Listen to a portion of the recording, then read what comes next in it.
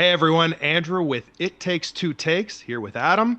We are going to discuss Comic Con 2020. Comic Con taking place from June 23rd until June 26th of this year. Originally conceived in the 1970s to celebrate the art form that is comic books, it's spent the last several decades really being infested by Hollywood. Now it's infested by the novel coronavirus. Being a virtual event this year, Comic Con kicked off with several notable announcements. We have some trailers for both TV and movies. We have some movies really falling victim to the co-video on demand model that's been occurring as of late. And some movies are suspended indefinitely. More on that. Let's get into some more of the noteworthy Comic-Con announcements from day one. Adam, Bill and Ted, is that where we're going with on this one? Yeah, so new trailer. This one's not labeled a teaser. This one's labeled an actual trailer, even though it's labeled as trailer 2. So new trailer came out. This gave us a little bit more information than we had before. The last teaser really didn't tell us anything that was going on other than the general plot premise of it's been 20 plus years and they haven't written the song to create peace throughout the world and universe. So this trailer, though, gave us a little bit more, which I thought was very interesting.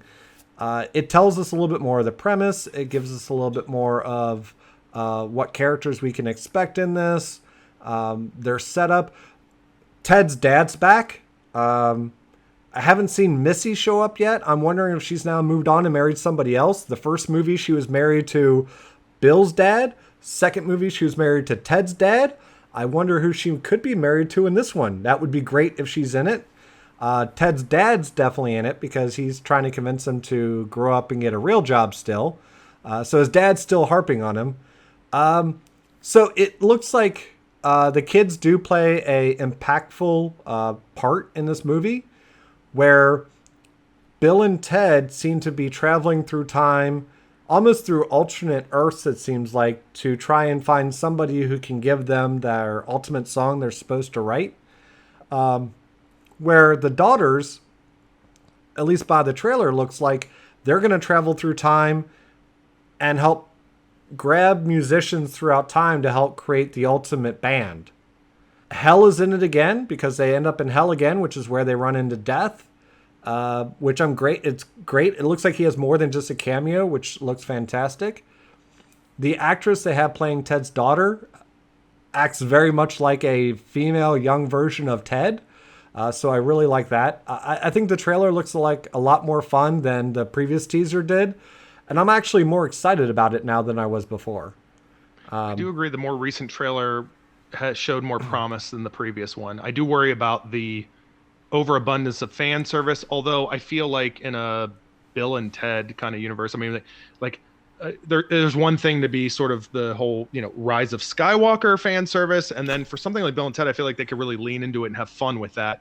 So I'm hoping you're right. I hope they kind of, to your point, some of the nuanced things they're actually going to be able to deliver on and it not feel like it's completely forced. That's all we want at this point when you've got decades of between a sequel. So I hope it delivers. I feel like the trailer is promising.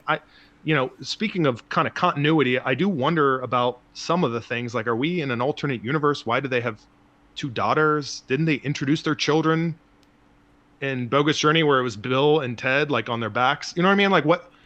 There are things that I'm wondering about. I think they each did have kids. So, the idea that the kids are just, I guess, more grown now than the last movie.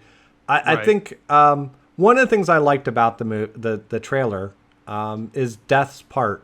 Like when you see him in the trailer, he's apparently doing hopscotch by himself. Yeah. And it looks like he's practicing. And he's cheating. I'm wondering, though, if he's, after being humiliated in Bogus Journey by every game that Bill and Ted threw at him, he decided he was outdated on his games and decided, all right, I got to up my game on these games because it's not the old traditional ones. And so now he's like trying to run through every game and making sure he can win anything because he doesn't want anyone else to escape. I mean, I'm hoping that's the premise there on why he's doing hopscotch by himself and everything like that and cheating. Yeah, I think the movie's got promise. I think it could be fun. I still worry that it could be like Zoolander and Dumb and Dumber, where it's just too late. But at the Yeah. same time, the trailer, I will say the trailer looks more promising than the Dumb and Dumber sequel trailer or the Zoolander sequel trailer ever did. So, Yeah, and I would like to move on to the next topic. Before we get there, though, to your point, the one thing I can't help but think about when I'm watching any of the trailers for Bill and Ted 3, the fact that Keanu Reeves, who is now at this point a very well established actor, right? I feel like somehow he's even more like he's even more stiff for Keanu than he was when he was actually doing Bill and Ted. I feel like of all things, he should just be able. I understand it's far removed from that role, but it's almost like he's Keanu Reeves somehow playing. yeah, Ted. Do you know what I'm saying? he spent too many years doing Neo and doing other action movies and doing John Wick and being these very Yeah. uptight characters. And that's why I was, a little last time we kind of talked about this, that was one of my concerns was the idea that whether or not he could even get back into that role. Slipping back into that role could be hard for him to do. And Yeah, I think. and I'm really worried about that. Alex Winter looks like he's slipping back into Bill real easily. And he's been very attached to the script and really this project in general. So I'm happy to see that he's putting some passion into it. And not to discount Keanu, don't get me wrong, but it's like And we I may don't know, just be there's that we might be youthful exuberance he's missing.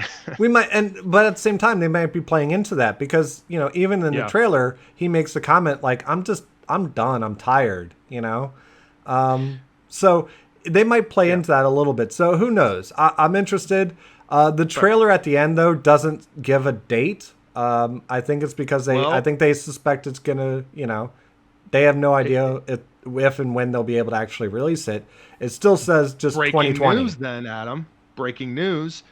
September 1st, it's going to be video on demand. Now, they have said that any theater that can play it, they are going to distribute and have those theaters play it, but it will be an on-demand rental / purchase on September 1st. So Nice. It has gone the route of video on demand in this case, which honestly, I know you and I have talked about it. You would have loved to see it in theaters. I don't blame you, but if anything were to go the route of video on demand, especially right now, something probably in the realm of a $25 million budget, like Bill and Ted Face the Music, like this, that would be the type of movie I think that is warranted for going this route at this point in time.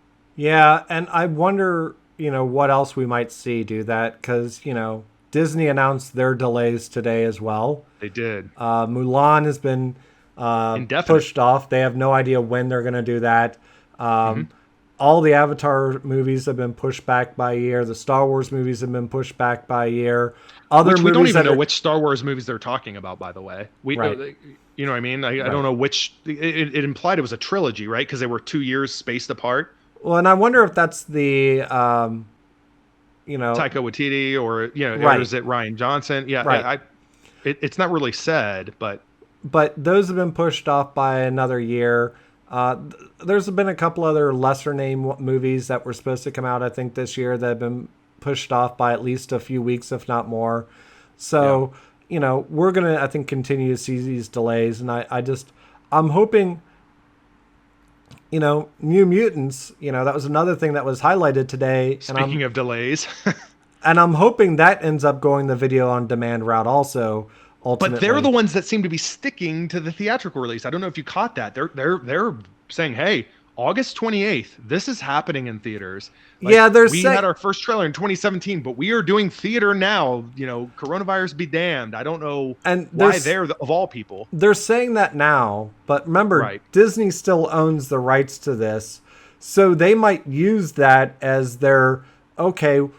We'll do, now that Bill and Ted has announced their route, maybe they'll do the same thing and go, well, we'll do the same thing Bill did. If the theaters are open, we'll put it in the theaters. But for anywhere else, we're gonna do video on demand. How how would you explain Milan going on an indefinite delay then in that scenario? Whereas New Mutants, of all things, I feel like compared to Mulan, uh, No, New Mutants, I absolutely expect this. That movie's been delayed, reshot, and so many times. And at one point, it was in limbo on whether or not it would ever get released to begin with. I mean, exactly. New Mutants is one of those things, it could be an absolute total train wreck. I can't Yeah. imagine it's worse than Dark Phoenix, but it could absolutely be worse than Dark Phoenix. And they just want to get it out there and just be done with it at this point. Which Whereas, is why I don't understand why they wouldn't do video on demand in that scenario. Like, why not whereas just get it finally out there? I understand that you feel a bit pot committed. You've been sticking it out for the better part of 3 years of the public actually seeing this, any glimpse of this film. But why are you putting your foot down now and saying, you know what, we're not going to delay it, or we're not going to go an alternative route? Like, why are we?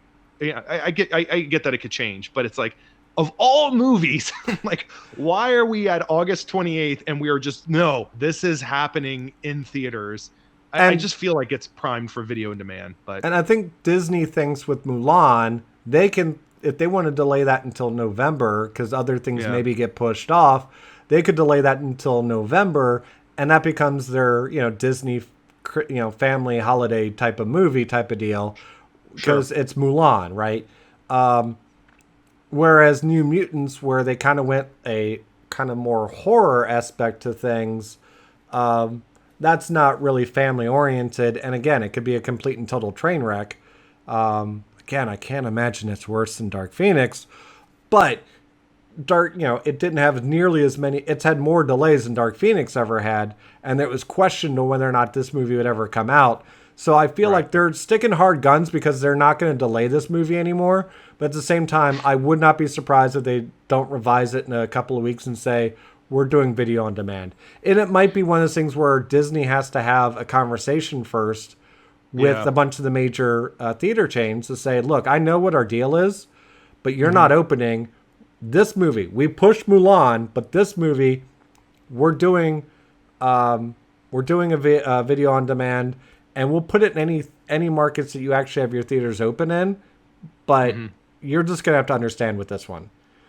And I think New Mutants is one of those movies that, though it would have gotten some money in the theaters, I suspect it has enough tainted reputation at this point, either by people who know the delays and know that it could be a train wreck, or you just have a lot of people who have no idea what the New Mutants are and would have never gone and seen it in the theater to begin with. So I think it's a safer bet to push that onto video on demand than it would have been for Mulan. oh yeah, I would Now, totally agree with that, which is why I'm so perplexed by all of this. I watched the opening scene they put out, Hmm. wasn't interesting at all. It Right. was someone in a house fire, which if you watch the out the windows, all it looks like is they've got just a set of flames just right outside the windows, and that's about it. Like, they didn't Yeah. even go through the effort of like making the room or the window frame or the curtains or anything like that on fire. It just, like, out two windows, you kind of look like, oh look, there's some flames that have been set up right outside those windows. I mean, that was Right. really bad. I mean, the digital effects when you get into the trailer part of the video that got released today look much better. But that opening sequence didn't do anything for me. It's like, as soon as the father puts his daughter off to the side and goes, "I'll be right back," it's like, oh, he's dead. I mean, Oh yeah, 100%. And that's what I don't understand. I feel like a movie like this is so primed for home release because, as you know, as someone that goes to theaters very, very often, to be able to, not this year. okay, sure, not this year, but even as somebody that doesn't go often, on the event that they do go and they say, oh, I want to see a Marvel film, or oh, I want to see anything related to X-Men, they're going to go, and you take that extra effort and you are setting yourself up for more disappointment. I just feel like New Mutants at this point, they should cut their losses, so to speak. Honestly, it depending on the deal that gets made, it may be in their best interest to eventually do like a home release, but why not? Because at that point, like we talked about, and I want to keep jumping into videos that we're not going to be talking about right now, but like even the Old Guard, had I seen the Old Guard in theaters, I would have kind of been a little bit more burned than I ultimately felt watching it at home On on Netflix, my. right? Exactly. So I feel like the New Mutants is perfect for that. So I don't know. I mean, I think that's the route it's going to go. Is where I'm going with this. But Yeah, who knows? they released today was not overwhelming. I mean, they released some posters as well, but the trailer looked neat. But that opening sequence was throwaway. It's like, yeah, wasn't done anything spectacular. It didn't have me like anticipating anything or excited about anything. I think they would have been better off finding a different sequence even in the middle of the movie and just like, we're going to give you a bit from the movie and go from there. I mean, ultimately that's what they did with The Boys, right? So The Boys didn't do like, because they had already released what the first few minutes of the movie was, the new season was going to be. So here they just released, well, here's a bit from one of the episodes. They don't really tell you what episode, but it's like, here's a bit from one of the episodes. And I loved the clip they chose because it gave away almost nothing. Yeah. But it was still very much in the nature of The Boys. Oh, so good. And You've got the boys on a boat, the deep on the back of a sperm whale. Well, even before that, it's like they're in a boat and somehow there's a bunch of sharks that are keeping up with the boat. And you're like, man, those are some fast fucking sharks. Yeah. I mean, holy shit. And then all of a sudden it's like, wait, that's something bigger than a shark now. And it comes up and there's a whale and then there's the deep hanging on the back. And he gets up to shore, kind of parks the whale, and then stands up in that very proud of himself. He stands up in that like superhero pose, haha, I'm in front of you. On him. What are you gonna do? And then when Butcher just kind of lays into the gas and just lets it keep going, he's just like, oh. He's like, what do I do now? I guess I get into a pose. Right. A fighting pose, because he really is the Aquaman of the group, right? He can talk to sea animals. He can swim really fast.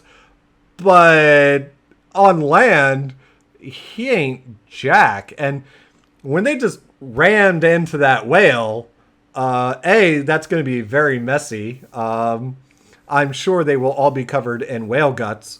It was excessively messy in that scene. And part of me wondered, like, by the way, I'm not meaning this as a criticism. I think PETA's going to be upset. Even if it's digital, I think they'll still be upset. Like, you are advocating the harm of a whale. I don't care. It's digital. Season 1, a dolphin that we presume he was banging got like run over. So I mean, like, there were plenty of moments but yeah, like I was thinking about that. Like, I know you tend to overthink things, and my immediate thought was, I don't know that boat could spear that whale. I think it would actually collapse and just completely implode if it hit that whale. But because it's The Boys, like, it has to go through that whale, and I'm glad it did. Oh yeah. I mean, that boat could have still been totaled, but at the same time, if like back in the, old days, natives up in Alaska could spear whales with regular spears being thrown. Sure. I'm going to assume a boat that has been increased, that comes to a point, could break the skin. It would still screw up that front end, but I could absolutely see it plowing into that whale at that point. And it was a great clip. I think I'm kind of on board with the week to week, if nothing else, so that we can talk about it week to week. But they did mention that they're going to do their own. They're going to do their own after show with Aisha Tyler. Called Prime Rewind Inside the Boys. Right. I'm okay with that. I mean, listen, if I'm going to sit here and criticize anything that reacts to a show, then why am I doing what I do with you? Well, and I think what we need is people need to watch The Boys, then they need to watch the after show, and then they need to come see our videos. That's the question. Are we also going to react to what Aisha Tyler says to The Boys? Like, that, it's adding more to our workload. But okay. The other thing I'm not sure about, since they're Amazon is doing a week-to-week release, is, are they on the week-to-week release? Are they releasing it at midnight, or are they releasing it sometime the next day? Right. That's what I'm not sure about, because especially if you're going to do an after show. Yeah. I mean, you could for in the world of streaming services, you could. I need to know, so I know whether or not I need to take a nap in the evening. Right. or if I'm going to be able to just wait until the next day. Because if it's going to release at midnight, I might be taking a nap after work Yeah. and watching it late at night. And but it'll be interesting to see the new episodes and how the after show works. But Walking Dead had an after show, and so Which is it's very, not very popular. right. So I suspect that's kind of what they're doing in the grain of things. And as popular as the boys is, that also leads way to the fact that even without dropping season 2 yet, they've already announced season 3. They've already announced that they're renewed for season 3, and so Awesome. Yeah. they've got so much confidence in the second season, and they keep saying like, whatever you think you're prepared for, you're not prepared for this new season. It seems to be what they seem to be promoting with this show. So yeah, I'm totally on board. I can't wait. It's like I normally want time to not go fast, but to a certain extent, it's like, is it September yet? Right. Exactly. And then you had other announcements say, like, I never watched his Dark Materials season 1. I kept meaning to because it's basically a TV version of the Golden Compass, right? Only not as many compromises on the content. So I'm absolutely. It's nice that there is a season 2. It makes me actually kind of think maybe I should watch season 1. The Golden Compass wasn't bad, so I should check it out. And I think now that I know there's a season 2, that I probably will at some point watch the first season, and that way I can appreciate season 2 when it comes out. That was another announcement today. And then you also had they dropped a little clip for the Star Trek Lower Decks. Yeah. I'm interested to hear what you think about that. I feel like this is going to be an ongoing thing when we talk about anything animated. You have one of the more unique takes when it comes to anything animated for television. So I'm really wanting to know what you think about that. Well, anyone who wants my in-depth opinion about it, about the what I'm got totally released, I'm totally gonna give my take on your take because it's go on. I did already Not this specifically, but animation in general. Go I on. did already release a review of it, so you can see a little bit more detail in my thoughts. But it's funny. I like the fact that it doesn't seem like it's geared towards little kids. It's geared a little bit more towards adult minds. The CGI looks good, but then that's part of where my problem comes in. Is it's like, okay, here's some decent CGI with some decent shadowing and stuff like that, and we're gonna put completely flat looking characters over top of that. And there it is.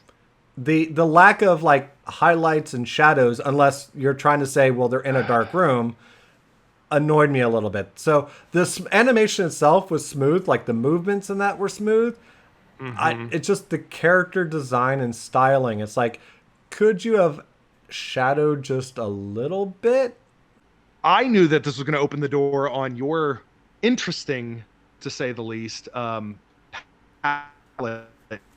in the world of animation and your ability to open various doors into certain art forms based on what you think is visually acceptable. Anyway, it's not about visually acceptable. It's the thing is the thing is it's not about being visually acceptable. It's about what I like, and if I don't like the visual, then you can't sit there and go, well, you should watch it anyway, even if you don't like the way it looks.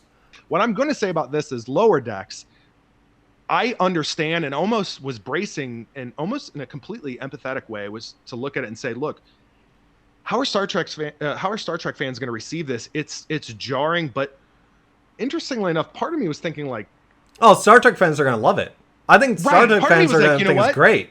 Yeah, especially knowing that this Mike McMahon's behind it. But even aside from that, they've been dealt with so many like over dramatizations, the kind of heavy, gritty type of style over the last like decade or two, where they're kind of like, maybe they want something on the other end of the spectrum. I know it's not right in the sweet spot.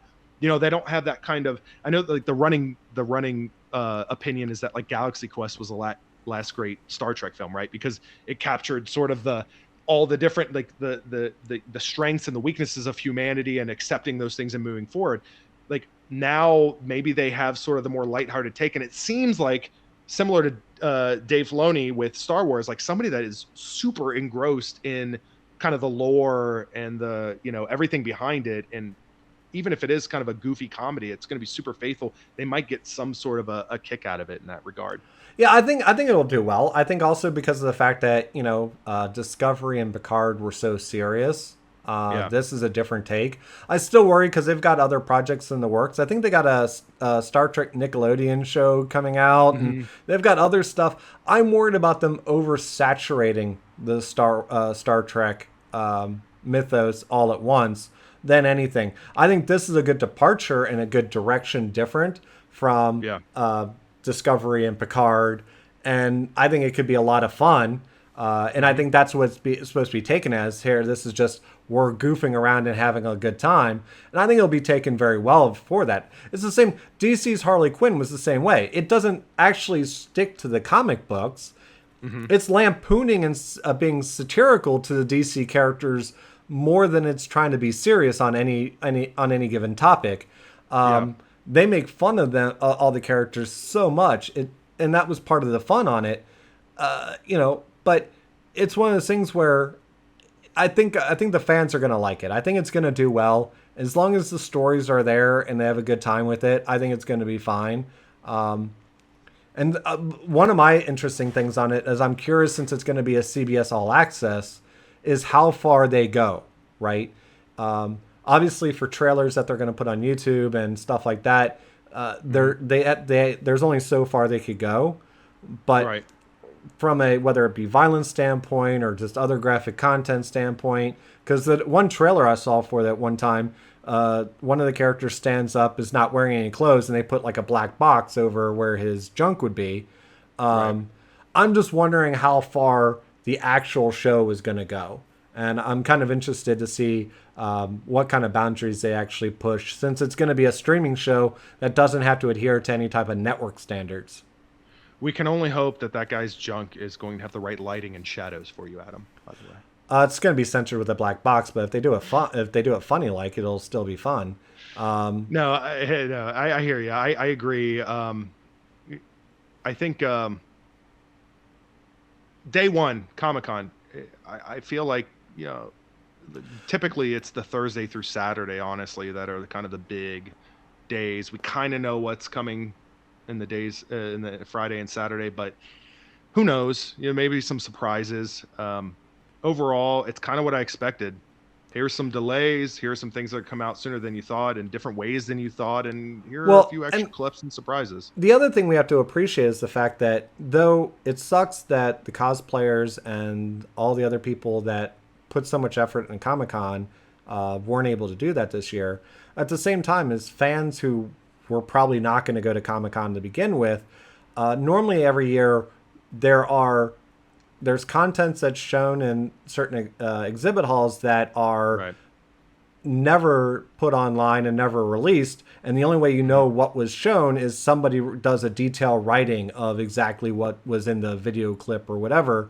And they can't do that this year too, so anything they wanted to show off, they got to show off to everybody. They can't just... Or they don't show it at all. I mean, there could possibly have been things they were going to show that now they're not going to do it. And I think there's some things that they might have planned to show, but since there's so much question mark about when anything is going to be released, I think that also causes hesitation right now. It's possible By the way, that... to your point, there are no haves, there are no have-nots. We're all sharing the same experience, which in its own weird way, I guess, is it's unique. It's different. One of these years, my plan was to go to San Diego Comic-Con. I have the account, so I could, one of these years log in and, frantically try and get tickets. But I just, that, and I actually thought that might have been this year. I guess it will maybe hopefully be next year. But one of these years, I am going to go to Comic-Con. Yeah, I would love to go. I've never been. I've been to Chicago. I've been to Detroit. I've never obviously been to the main. When I was younger, I used to go to anime conventions, and that was part of the great part of going to those was the cosplay, seeing all the work that fans put into trying to display their favorite characters. And, San Diego Comic-Con is supposed to be the, kind of the upper echelon as far as in the U.S. when it comes to that. Oh, I would absolutely love to see that. Let's wrap this up. Comic-Con 2020. We've got a lot more in store. We're going to talk about it. Adam, anything else you want to say in terms of closing remarks? No, I think there's some good content out today. There's some things that I definitely got excited about. The Boys, obviously, Bill and Ted's. The trailer part of the New Mutants was interesting. So, and the content for Star Trek Lower Decks, storyline wise, was very interesting. So I think there was some good content that came out today, and the fact that there's a new season for, you know, his Dark Materials, it makes me want to watch the first season. So yeah, I think there's definitely some good content that came out today. I'm hoping the subsequent days have equal content. It would suck if it peaks too soon.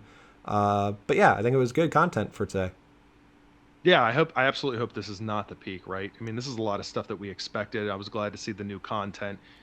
To your point, his Dark Materials, look, anyone want to comment on that show? Encourage us. We'll watch it and give our takes on it. So, Yeah, I'll do a I'll do a first season watch and give a first season review. That's not a problem. yeah, I'm on board. All right, what else we got going on, right? Yeah, we're stuck at home anyway, right? Yeah, and nobody's releasing anything on time. So, All right, I think that's it. If you like this video, go ahead and hit the like button. If you like this channel, go ahead and subscribe. And if you want to know when our next video comes out, hit the bell and you'll be notified whenever we put new content out.